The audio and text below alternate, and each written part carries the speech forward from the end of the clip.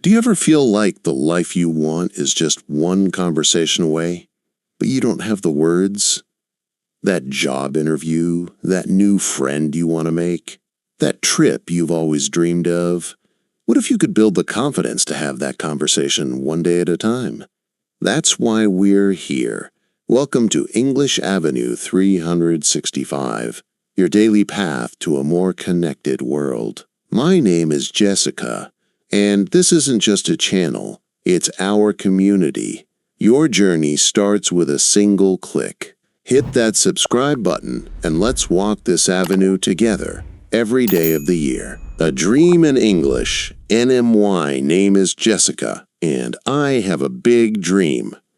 I come from a small town where everyone knows each other, but I have always wanted to see the world. To do that, I knew I needed to learn English, the most effective language for communicating with people from across the globe. One day, I finally told my parents, I want to go to France to study and learn English. At first, they were surprised. My mother looked at me with worry in her eyes. Jessica, she said, it's very far, and you will be all alone there. Are you sure? I nodded and replied, Yes, Mom, I'm ready for this. I need to do it for my future. After a lot of thinking, my dad finally said, Okay, Jessica, we believe in you.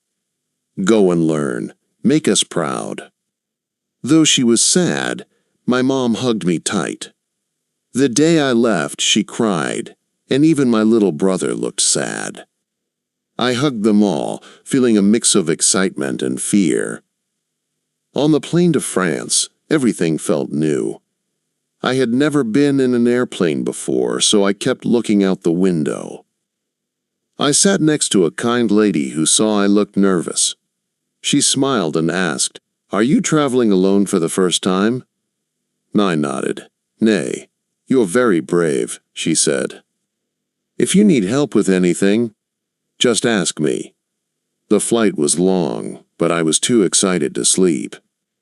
I kept thinking about my new life in France, the friends I would make, and most importantly, learning English. When I arrived in France, everything looked so different.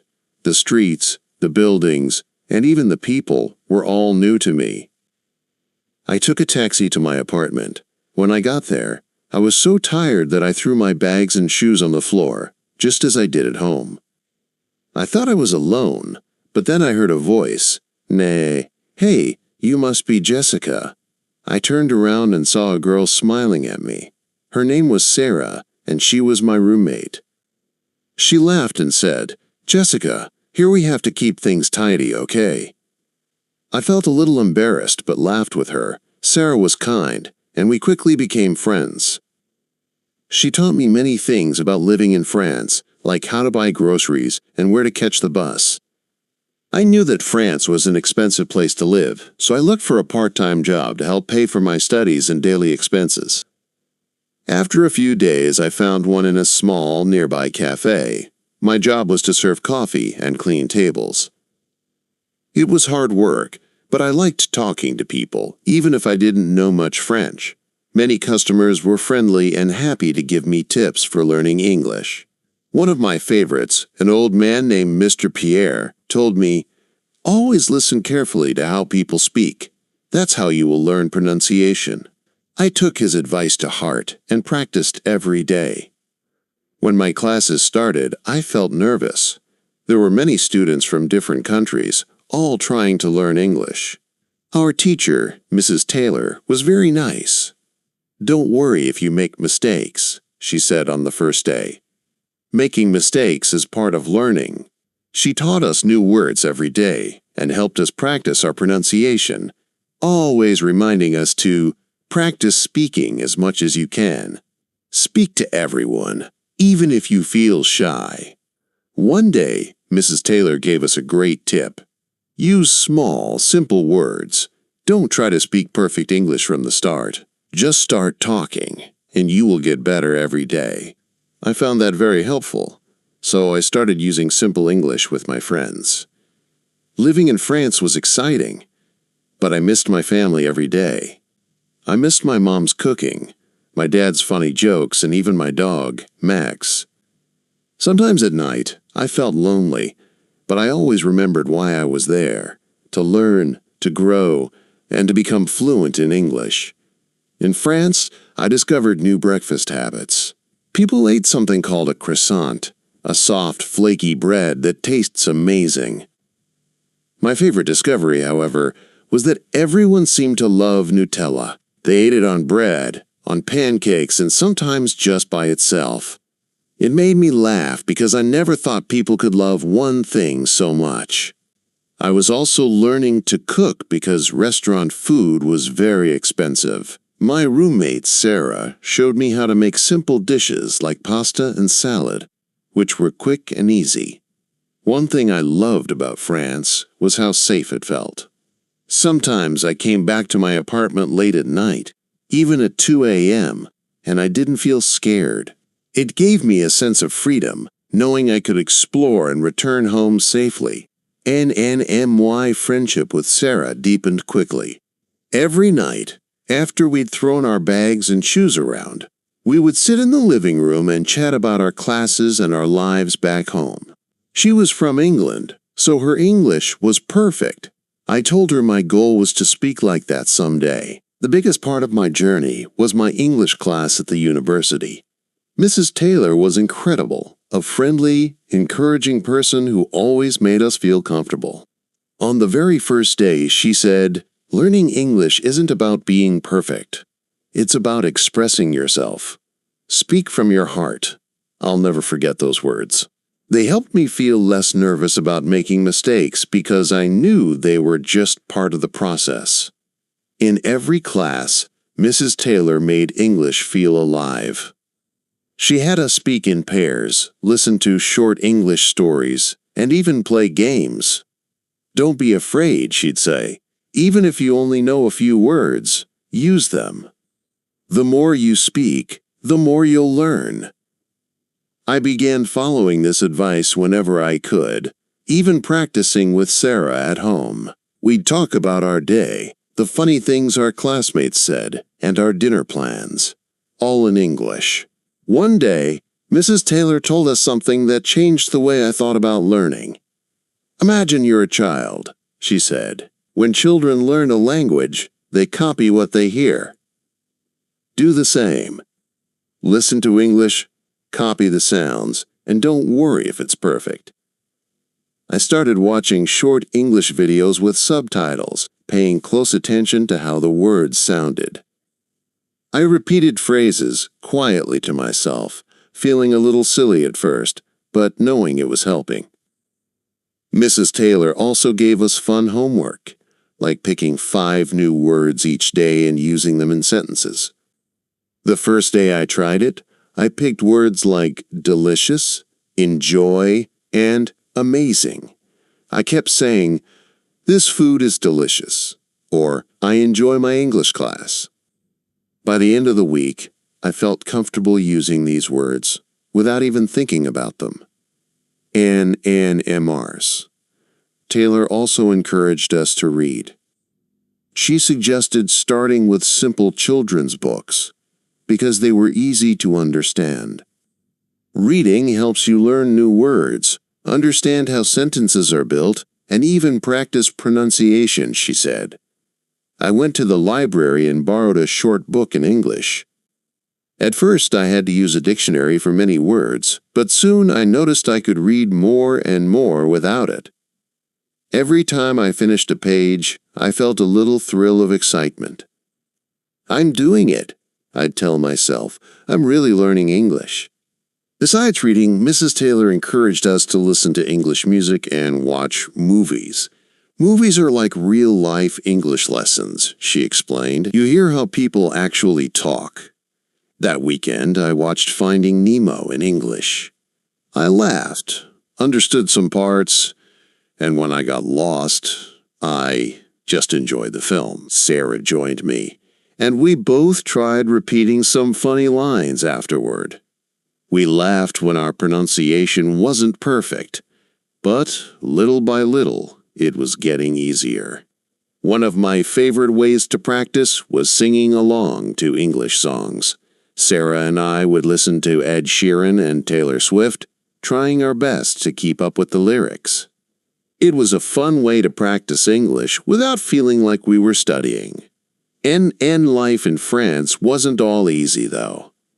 I needed to handle my finances carefully, and I missed my family terribly. I remember one night, after a long day at school and work, I was alone in the kitchen, staring at my phone and wishing I could see my mom's face. I missed her food, her warm hugs, and even the way she'd say, "Jessica, you're stronger than you think." But Sarah was always there for me. She reminded me that it's okay to miss home, and that I wasn't alone. "We're all in this together," she'd say, and it helped me feel less homesick. NNMY part-time job at the cafe became a crucial practice ground. The first week, I was terrified my words would come out mixed up, and I'd often say things twice. But over time, it got better. One of my regular customers, a kind older woman named Anne, would smile at me every time she came in. "You're doing great, Jessica," she'd say. "Just keep talking." Her kindness made me feel less nervous, and soon I was able to handle conversations with ease. One night, Sarah and I stayed up, talking about life, dreams, and all the small struggles we were facing. "You're so brave for coming here and learning a new language," she told me. "Every step you take is bringing you closer to fluency." It was moments like these that reminded me why I was here. Learning English wasn't just a class or a job requirement. It was the key to my dreams. In class, Mrs. Taylor announced, "We're going to celebrate everyone's birthdays together." She said birthdays would be a perfect time to practice speaking English in a fun way. It was a lovely idea. Whenever it was someone's birthday, we would all bring small treats, sing "Happy Birthday," and give speeches to celebrate. On my birthday, Mrs. Taylor even brought a little cake for me. As everyone sang, "Happy birthday, dear Jessica," I felt so happy, like I had a new family there in France. Afterward, she gave us a short writing exercise. Each person had to write a birthday wish for me in English. It was wonderful to read everyone's wishes, some funny, some sweet, and it helped us all practice our writing. Mrs. Taylor had another interesting idea. English Culture Day. One week, the theme was American Diner. She decorated the classroom with red and white colors and brought in American-style snacks. "Today," she announced, "we're going to practice ordering food in English." We all took turns being the waiter or the customer, saying things like, "Can I have a burger, please?" Or, "Would you like fries with that?" It was so fun that it made learning feel like play. Another time, we had British tea time. Mrs. Taylor served us tea and biscuits, and we practiced polite British phrases like, "May I have some tea?" and "Thank you, that's lovely." NNTO help with pronunciation.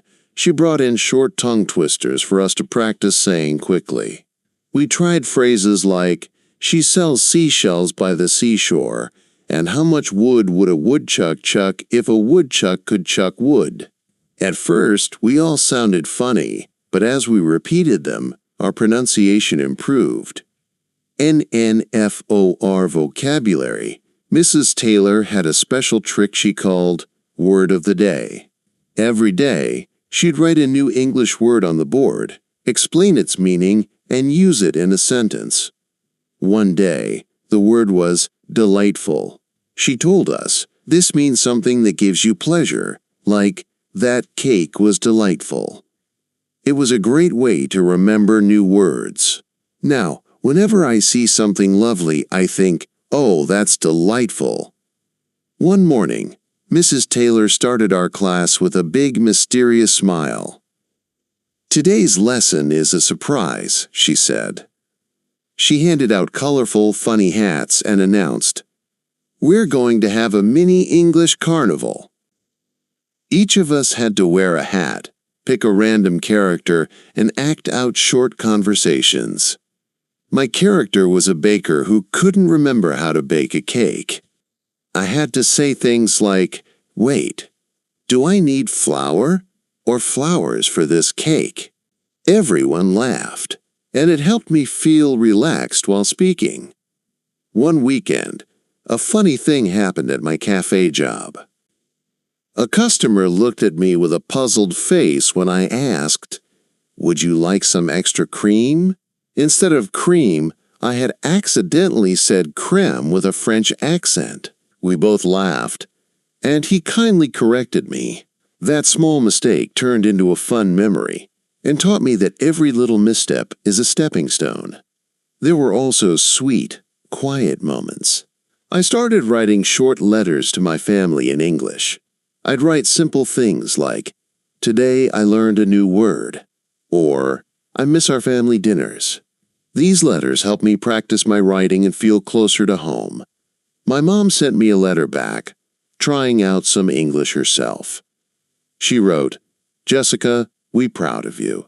It made me feel so loved and motivated. I even started having dreams in English. At first, it was just hearing words as I slept, but one night, I dreamed I was back home, speaking fluent English with my family. When I woke up, I thought, wow, maybe English is truly becoming a part of me. Finally, it was time for our last class with Mrs. Taylor. She gave each of us a little book. "This is your English adventure journal," she said. "You can write anything you want in it. Goals, new words, favorite memories." She smiled at me. "Jessica, keep writing, keep speaking, and keep learning." We all hugged, and some of us even got a little teary. On my last day in France, I took a quiet walk around the city, thinking about all the fun times, the challenges, and the friends I'd made. I remembered my first day, feeling nervous and unsure. Now I felt proud. I could understand English conversations, express myself, and most importantly, I wasn't afraid anymore. And as I boarded the plane back home, I thought about how learning English had been so much more than just words and grammar. It was about connection, courage, and discovery. When I landed, my family was waiting for me at the airport. My mom hugged me tight and whispered, "Welcome home, Jessica." I took a deep breath and said, "Mom, I missed you so much." And there it was, the final piece of my journey. I had learned a language, but I had also learned to be myself, to laugh at my mistakes, and to find joy in every step. NNSO, if you're learning English too, just remember this. Have fun, make friends, be brave, and never give up. Because each word, each moment, is a step forward on a wonderful adventure. And who knows, maybe one day you'll be telling your own story in English.